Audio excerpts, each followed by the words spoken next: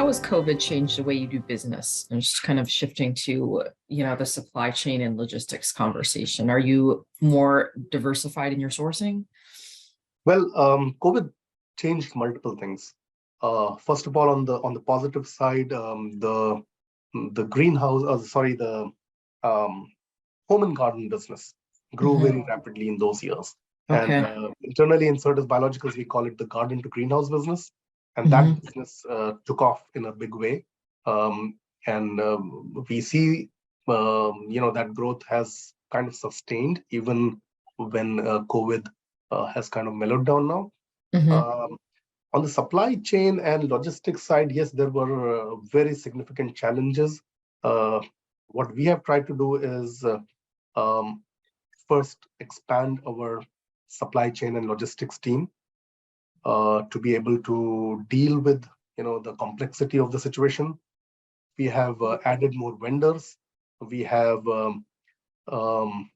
worked around packaging material issues. Those were things that we never really thought about in the past, and now these are realities. A carton box can impact your ability to supply a large order, and we have to become more agile to be able to meet those challenges. We have expanded our manufacturing capacity. We have taken these years to also move to a newer ERP. So I think we are in a very good shape post-COVID with all the key learnings and all the time that we have taken to expand manufacturing, expand our team, and also get into a new ERP system. So we will, I think, be a much more reliable and consistent supplier to our customers. What are the lead times like for biologicals compared to, the synthetic side?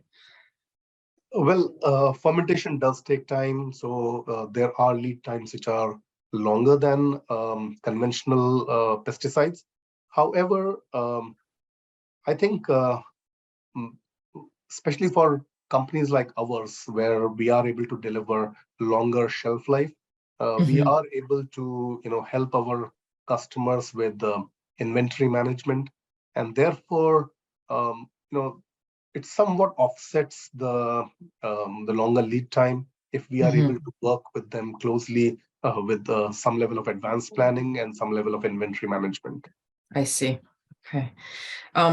So what kind of things is Certis looking for, and seeking out opportunities in different regions around the world for partnerships and such?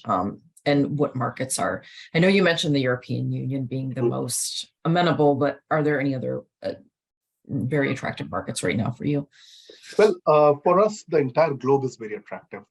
As I said, we operate in 50 plus markets, so there's a whole lot of opportunity out there that we have not yet tapped.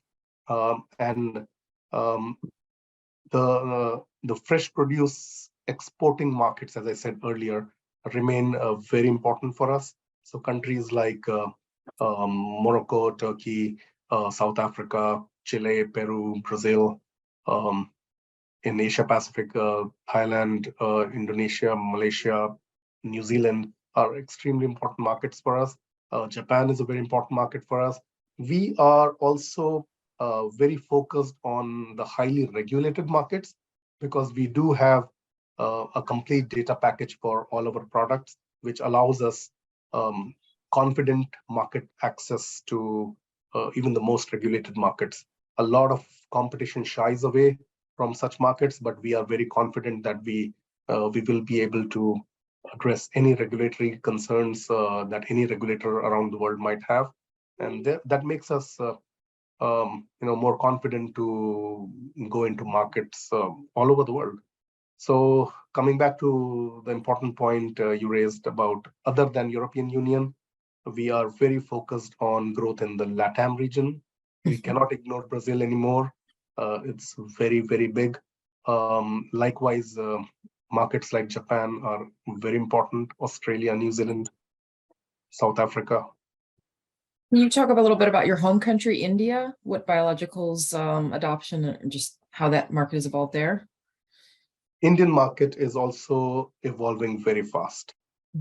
We have our product Delphin in that market, and it has grown probably 4x in just 1 year.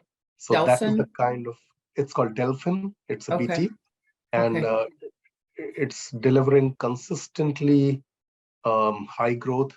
I was there earlier in December, and I saw firsthand how farmers love it, especially against the very difficult to control diamondback moth pest in cabbage and cauliflower. So we okay. are very happy with the support that we are able to provide to growers in India, and hopefully in the coming years we will be able to introduce more products. Mitsui, our parent company, has a company in India called Certis. Okay. I serve on the board of that company, and it's a rapidly growing, very robust company, and helping us deliver the growth that Delphin, kind of deserves in that market. Okay, great. So just in closing, I was just wondering if you could just talk about how what's your bird's eye view of 23 and moving forward? Well, I still feel 2023 will remain a challenging year with the high energy costs, the ongoing war in Ukraine, the global high inflation.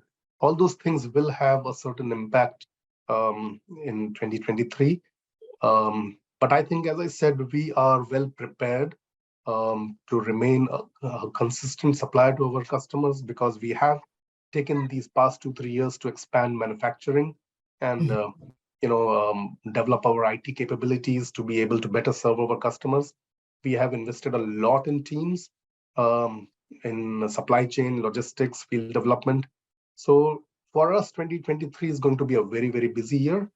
Um, from a regional standpoint, we are investing in several regulatory projects which will help us enter markets that we were not in until now, or through label expansions, adding newer market segments for us. So looking forward to a very busy year, and I hope for everybody else in the industry also it's a great year. Um, Thank you so much, Tarang. I really appreciate it. It was a pleasure to speak with you. Thank you, Jackie. It was a pleasure to speak with you as well. Thank you.